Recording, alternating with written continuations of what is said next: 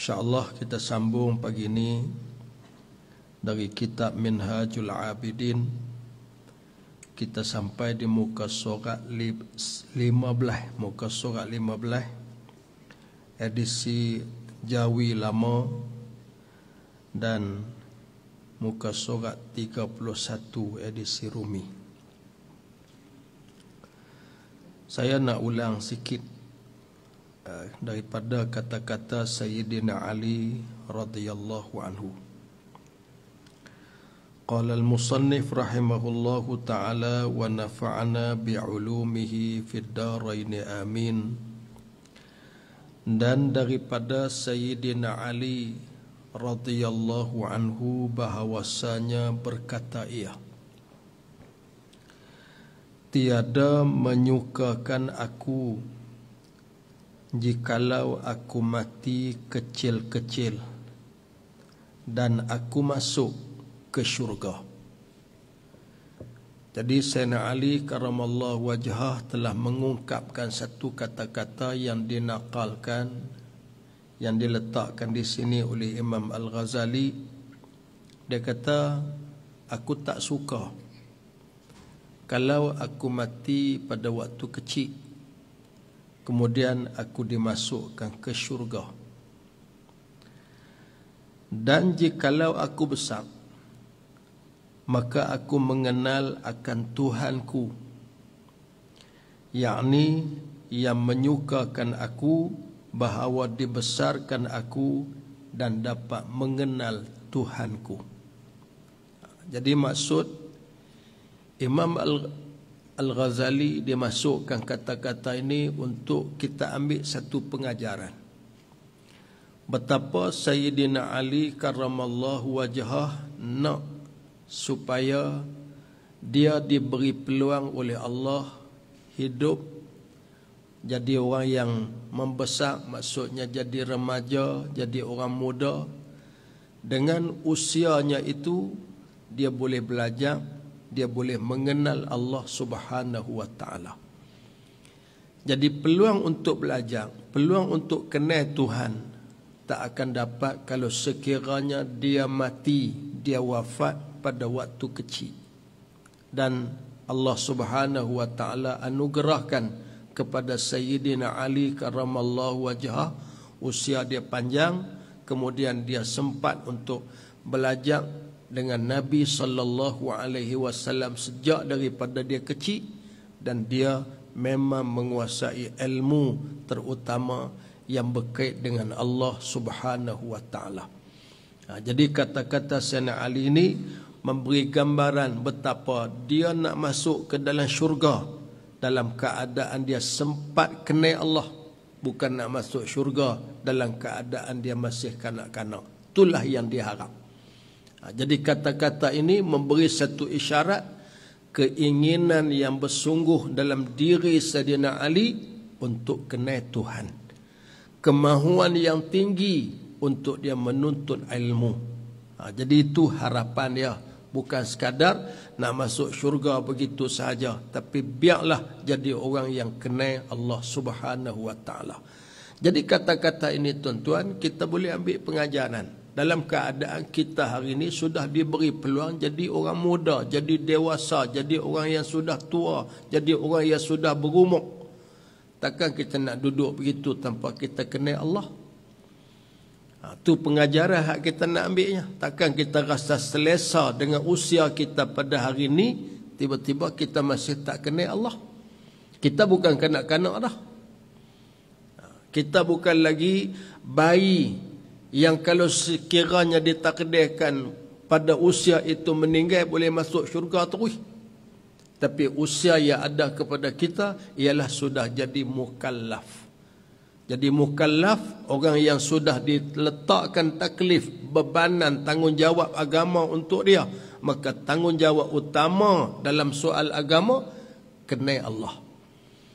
Jadi nak kenal Allah, kena belajar, kena mengaji. Maka tanggungjawab mengaji itu menjadi keutamaan yang perlu untuk diberi perhatian dalam hidup seseorang manusia.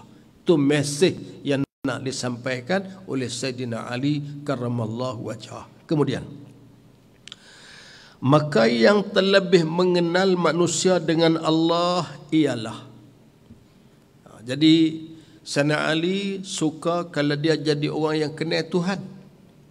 Sekarang Imam Al-Ghazali nak sebut kat kita, siapakah orang yang kenal Tuhan? Apa tanda yang ada kepada orang yang kenal Tuhan? Maka di sini disebut ada 3 tanda.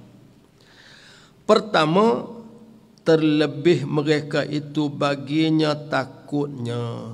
Terlebih mereka itu baginya, yakni terhadap Allah Subhanahu wa taala, takut kepada Tuhan. Jadi terlebih takut kepada Tuhan. Itu tanda yang pertama. Jadi bahasa hak paling mudahnya, tanda yang pertama daripada tanda mengenal Allah Subhanahu wa taala ialah takut kepada Allah.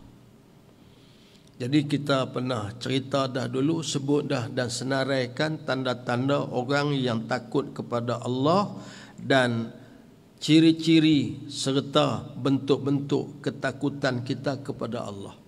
Jadi saya nak ulang balik sikit berkaitan dengan perkara-perkara yang menggambarkan betapa kita ni ada rasa takut kepada Allah. Pertama tuan-tuan ialah kita takut tentang apa yang sudah kita lalui dalam hidup. Amal hak kita buat, adakah Tuhan terima? Jadi dipanggil al-khawfus sabiqah. Kita ada rasa takut, bimbang dengan benda yang sudah berlalu dari hidup kita. Hari ini umur kita berapa? Kita berdiri di atas usia kita pada hari ini, beralih balik belakang berapa puluh tahun dah kita jadi mukallaf. Macam mana kita lalui perjalanan hidup tu? Jadi hak kita buat amal Tuhan terima tak? Kita ada rasa takut, bimbang. Ya Allah, terimalah amalku. Lepas tu hak kita sudah lalui dosa kesalahan kita, Tuhan ampun ke tak? Kemudian masa-masa yang kita sia-siakan macam mana, Tuhan murka ke tidak dengan kita? Dia bagi nikmat yang banyak, dia bagi kurniaan yang banyak, tapi berlalu begitu sahaja. Apakah Tuhan murka pada kita? Jadi ada ketakutan itu dalam diri kita. Itu yang pertama.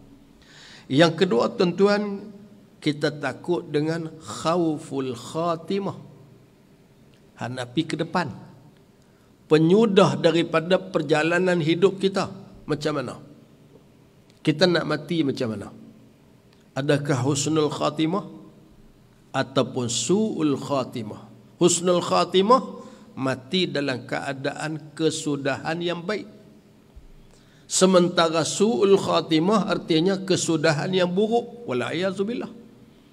Jadi dalam hati kita ni duk bimbang-bimbang, rasa bimbang, ya Allah, takutnya kalau aku mati dalam keadaan tidak beriman, mati dalam keadaan waktu tengah buat dosa, mati dalam keadaan aku lalai, mati dalam keadaan tak ingat pada Allah. Jadi kebimbangan itu perlu ada dalam diri kita, itu tanda takutnya kita kepada Allah.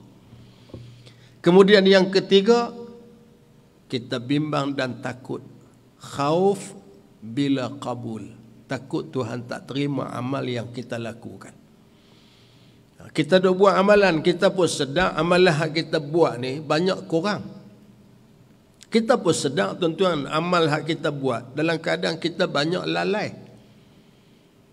Kita sembahyang, berapa kali sembahyang dalam hidup kita yang kita betul-betul khusyuk? Jangan tanya tuan berapa kali tak khusyuk, pasal boleh kata tiap-tiap hari tak khusyuk. Tapi yang berapa kali hak kita betul-betul khusyuk, kita sedar serba kurang. Maka timbul dalam diri kita, ya Allah, takutnya aku kepada Engkau kalau Engkau tak terima amal yang aku lakukan. Itu yang ketiga. Yang keempat, kita takut pula dengan azab yang Allah Ta'ala tentukan. Pasal azab ni duduk kat dia. Iqab, balasan ataupun hukuman terhadap dosa kesalahan yang kita lakukan. Tuhan abang dah. Macam mana hukuman yang dia akan kenakan waktu nak mati, hukuman yang dia akan kena waktu dalam kubur, hukuman yang dia akan kena waktu kita bangkit daripada mahsyar, hukuman waktu kita di mahsyar, di padang mahsyar, hukuman waktu kita diseksa wal a'yazubillah di dalam api neraka. Jadi Tuhan sudah sedia dah iqab, balasan hukuman pada tempat-tempat yang kita senaraikan tadi. Bila kita duk renung semua benda ni macam mana dalam kubur, oh dia mai tuan-tuan satu rasa, ya Allah, gerunnya keadaan tu, hak boleh tolong hanya Allah. Maka timbullah keinginan untuk kita menyediakan bekalan untuk kita hadapi saat tu. Bila disebut kepada kita, kalau nak selamat azab kubur, kita kena baca suratul Mulk. Jangan tinggal tiap-tiap malam. Kita pun buat tuan-tuan pasal apa? Bimbang kita dengan azab kubur. Dan mohon sangat-sangat mengharapkan supaya kita selamat daripada azab kubur. Jadi itu tuan-tuan cara dia. Kemudian yang kelima, takut juga.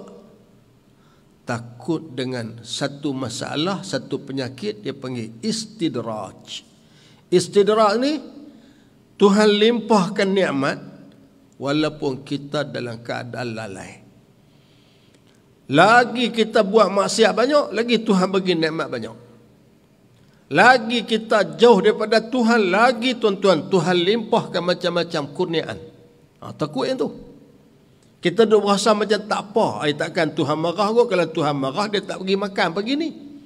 Kalau Tuhan marah, dia tak bagi kita sihat. Kalau Tuhan marah, mesti dia datangkan penyakit. Tak. Dia bagi kat kita limpahan-limpahan. Segala-gala kesihatan, kekayaan, kesenangan hidup. Sampai ke peringkat bertambah lalai, bertambah jauh kita dengan Allah. Tuan-tuan, kita kena takut kalau penyakit istirahat tu ada kat kita.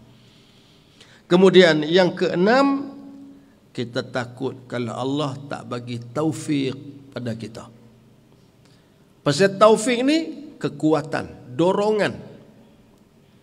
Kita tahu tuan-tuan dalam hidup kita ni hak mana baik, hak mana buruk. Tapi kalau tak dapat taufik daripada Allah, kita tak boleh buat benda hak baik. Dia macam tak ada kekuatan. Kita rasa macam tak ada kemudahan untuk kita nak buat. Tapi dengan taufik, sebab tu hidayah, taufik kita perlu. Perlu kepada taufik daripada Allah untuk kita laksana dan lakukan apa-apa bentuk kebaikan dan meninggalkan kejahatan. Kemudian kita takut juga tuan-tuan yang ketujuh, takut terhadap orang yang takut pada Allah. Kok mana takut ni? Takut kita menyakiti hati dia, menyakiti hidup dia, menyakiti dia tuan-tuan, keluarga dia. Orang-orang yang takut pada Allah. Orang yang takut pada Allah ni kalau ikut ayat Allah, di antaranya ialah alim ulama. Innama yakhshallaha min ibadihil ulama. Tuhan kata dah, yang takut pada Allah ni dari kalangan ulama. Maka kita kena ada bimbang takut juga kok kita menyakiti orang-orang yang takut pada Allah dari kalangan ulama. Orang yang takut pada Allah ni dari kalangan ahli-ahli ibadah, orang-orang yang dekat dengan Allah. Tiba-tiba kita ni tuan-tuan pergi buat benda yang menyakiti orang yang takut dengan Allah. Takut tak tu? Kemudian yang ke-8, takut terhadap orang yang tak takut pada Allah. Tadi takut kepada orang yang takut pada Allah. Hak ke-8 ni takut kepada orang yang tak takut pada Allah. Kau mana pula? Maksud dia tuan-tuan ialah kita bimbang dengan adanya orang yang tak takut pada Allah. Allah datangkan azab, habis semua kena. Yalah, bila dia tak takut kat Tuhan, dia buat apa yang dia suka. Dia nak buat maksiat ke, dia nak buat benda mungkar ke, dia nak buat benda jahat ke, dia nak tinggal kewajipan ke, dia lalai, dia alpa, dia tak peduli bang semayang, dia tak peduli hidup, dia tak peduli agama. Dia duduk ada dengan kita, dia duduk ada dalam rumah kita, dia ada dalam kampung kita, dia ada dalam qaryah kita. Kita bimbang. Ada maksiat dalam kampung kita ni, Tuhan marah kat mereka, dengan kita sekali dia borong. Jadi tuan-tuan, ketakutan ini membawa apa? Membawa kita mencegah kemungkaran. Jadi itu di antara tanda ataupun di antara ketakutan-ketakutan, jenis-jenis ketakutan yang perlu ada kepada diri kita. Jadi tanda orang itu kenal Allah, pertama sekali dia takut pada Allah. Yang kedua, terlebih banyak ibadahnya. Tanda orang tu kenal Allah, dia menggandakan amal ibadah dia. Dia tak boleh rasa puas, tak boleh rasa cukup dengan amal ibadah ada. Jadi dia nak buat lagi.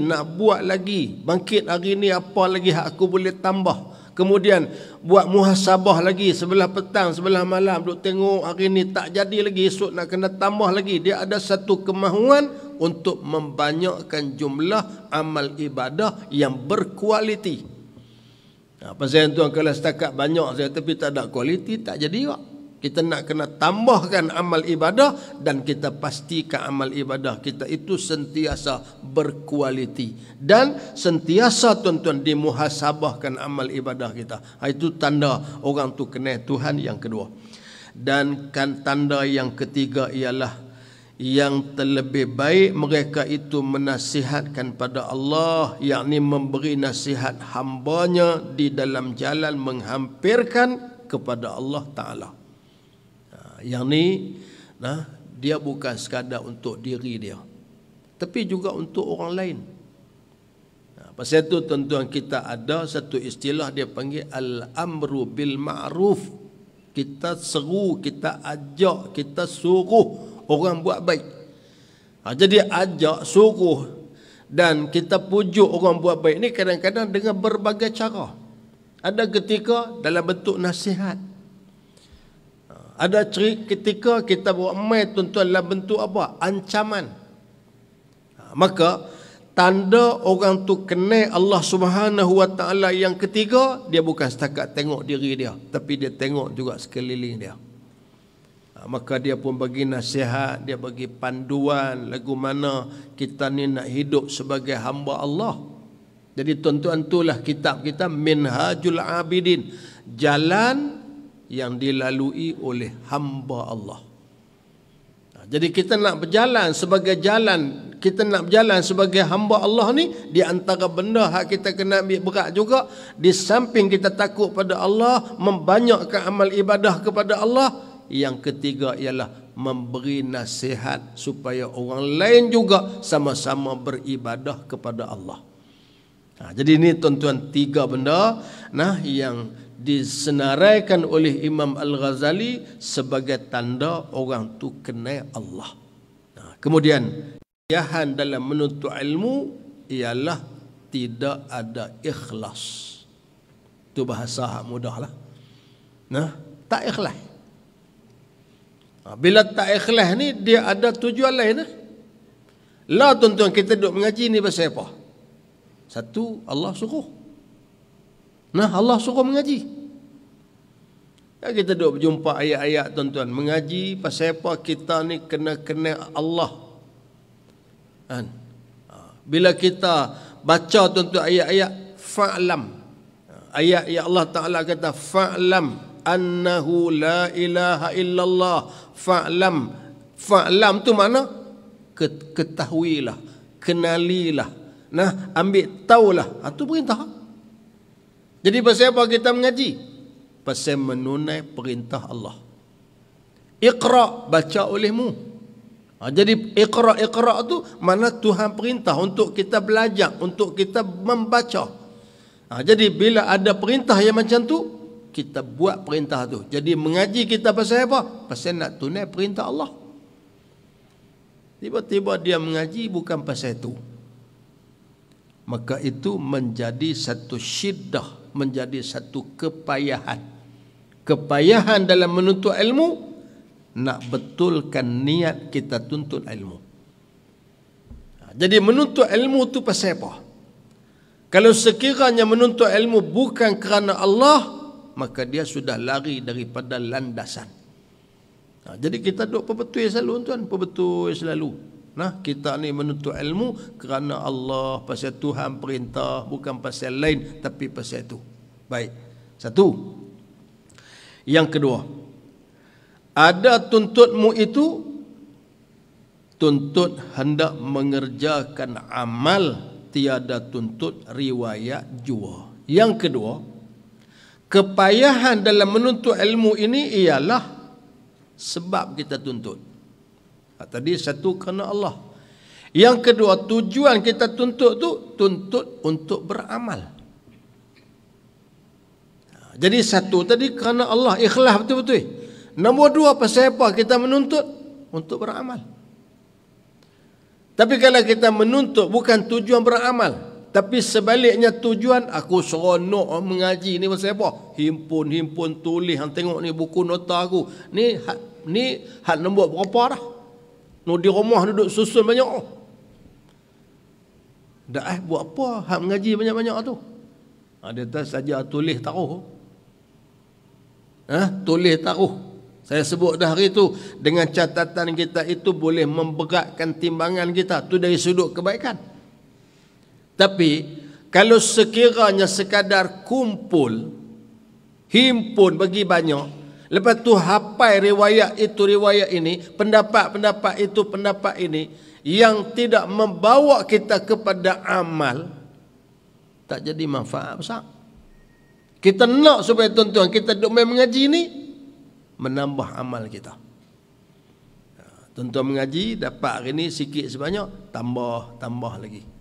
Nah, amalan dalam hidup kita. Sebab tuan-tuan kadang-kadang kita mengaji ni, orang tua-tua kan, dia buat ibarat macam kita cas bateri. Jadi bila bateri ni tak apa nak kuat tu, kalau lampu dia malap. Jadi kita cas bagi dia elok balik, bagi dia power cukup, lampu pun cerah elok. Jadi semangat kita untuk beribadat, beramal itu bertambah dengan bertambahnya ilmu. Itu yang tuan-tuan, kan kita makin dekat menghampiri Ramadan. Saya selalu sebut dulu-dulu tuan, kita jadi satu kebiasaan bagi setengah-setengah kita, bila dekat Ramadan berhenti mengaji. Buat majlis kenduri untuk tangguh pengajian. Pasal apa tangguh? Pasal nak puasa. Awak puasa tak boleh mengaji ke? Tak, dia kata puasa kita kira puasa, tak boleh tak buat dah. Jangan tuan-tuan. Alhamdulillah perkembangan yang ada pada hari ini, makin kita buat ibadah, makin kita mengaji. Sebab tu kita dalam waktu tengah duk puasa, ada majlis ilmu, sebelah malam buat tazkirah, siang buat majlis itu, majlis ni. Untuk apa? Nak bagi amal ibadah kita itu meningkat seiring dengan meningkatnya ilmu kita. Jadi biar dia berjalan seiring. Macam kita pergi ke Mekah, orang buat umrah, orang buat haji, dalam tempoh duduk di Mekah tu, mutawif panggil buat muhasabah. Tadi umrah kita yang pertama macam mana? Orang hak pi banyak kali, okeylah. Hak baru kali pertama pi. Jadi tang ni apa masalah? Waktu kita sa'i apa masalah? Waktu kita duduk tang ni ada apa masalah? Jadi kita boleh muhasabah balik segala apa hak kita buat, maka kita pun mengukuhkan kefahaman kita untuk apa? Turun buat kali kedua, perelokkan amal kita. Jadi ini tuan-tuan tujuan mengaji itu untuk apa? Untuk buat amal. Baik, dia sebut lagi. Maka ketahui olehmu. Tadi payah tu nak jadi ikhlas, payah tu nak mengaji untuk beramal tu, bukan senang. Maka ketahui olehmu bahawasanya kebinasaannya itu amat besar. Jadi kebinasaan ilmu ni besar. Tamana binasa dia? Maka barang siapa menuntut akan ilmu supaya memalingkan muka manusia kepadanya. Dia duk pergi mengaji merata tu untuk apa? Nak bagi orang pekat tengok dia, apa tu duk kata ish, rajin sungguh dia tu. Tu tuan-tuan dia duk harap. Bila duk harap tu, bila duk mengaji, lepas tu tak ada orang kata. Amboi data kita duk mengaji punya lama sampai siapa pun tak kata rajin. Ni aku segan nak mengaji ni. Maknanya niat dia tu tak betul dah. Nah, jangan begitu. Nah, kalau itu tuan-tuan masalah yang ada kepada kita, maka itu sebenarnya kebinasaan. Tu rosak tu cara mengaji kerana nak memalingkan muka manusia kepada dia. Memalingkan muka manusia ni maksud apa? Mengharapkan perhatian. Orang kata dia rajin, orang kata dia ni banyak ilmu. Dia tu Allah mengaji luar negara, dalam negara, pondok ni, tok guru ni, yang tengok tok guru dia banyak. Jadi dia duk harap benda tu. Bila harap benda tu, dia sudah menyimpang daripada jalan yang sebenar. Dia nak orang fokus pada dia. Dan duduk dia dengan raja-raja. Mana dengan mengaji itu dia jadi alim, lepas tu dia boleh duduk dengan orang besar-besar. Dengan pemimpin-pemimpin. Dan memegahi dengan dia orang yang setandingnya. Jadi dia ada level. Dia kata dia ni level dia ni. Ni, tok guru ni. Dia ni level dia masyayikh, syekh-syekh. Bukan leke-leke ni. Kalau dia masuk tempat kenduri ni, kira kepala idang. Oh, tak boleh makan di kedehok ni orang ni. Dia tak boleh duduk sila tak ketahuan ni. Kalau hampa nak ni, dia ni kena begini-begini. Tuan-tuan, orang ra'i dia tak apa, tapi dia nak macam tu yang salah. Orang ra'i tak ada masalah. Yalah kita jadi tuan rumah, bila kita tengok tetamu hamai tu siapa? Tetamu tu orang yang ada kedudukan, tetamu tu pemimpin, tetamu tu ulama, tetamu tu orang saleh, kita layan lain. Bukanlah kita nak membeza-bezakan di antara tamu kita, tapi kita kenal ni orang ni ada kedudukan begini. Kita sebagai tuan rumah nak raih dia. Sebab tu kadang-kadang ada meja, ada kerusi, ada kemah kita sediakan ni untuk VVIP. Contoh. Di pihak tuan rumah tak ada masalah. Itu tuan-tuan menunjukkan tuan rumah itu bijak untuk menentukan tetamu, cara nak layan tetamu. Hak salah ni orang hak mengaji ni. Dia sendiri tuan-tuan piduk mengaji, mengharapkan supaya orang layan dia begitu. Dia tanya kita nak kena pergi pula mengaji banyak tempat sikit ni. Pasal apa? Piduk megang kenduri, dia tak heran kat kita apa. Bagi dia tahu sikit kata ni tok syekh ni. Contohnya. Dia main benda tu kat dia. Sebab tu cerita pernah jadi tuan. Ada satu orang Arab. Kalau kita ni Pak Pandia, tapi orang Arab dikenali dengan Johar. Johar ni dia pergi megang kenduri. Dia pergi tuan. Pakai pakaian biasa. Siapa tak peduli kat dia. Jadi dia sampai orang tak sambut, lepas tu orang tak layan, lepas tu dia geram, dia balik. Balik tuan-tuan, dia buah jubah, dia pakai bagi elok, dia buah tengkolok, dia buah apa semua. Dia sampai untuk orang sambut riuh rendah. Lepas tu dia pergi duduk di meja, dah orang sambut zakat, duduk di meja. Dia ambil makanan, dia buah teh baju dia. Tuang teh baju. Ambil ayak, buah dalam poket. Pasal apa?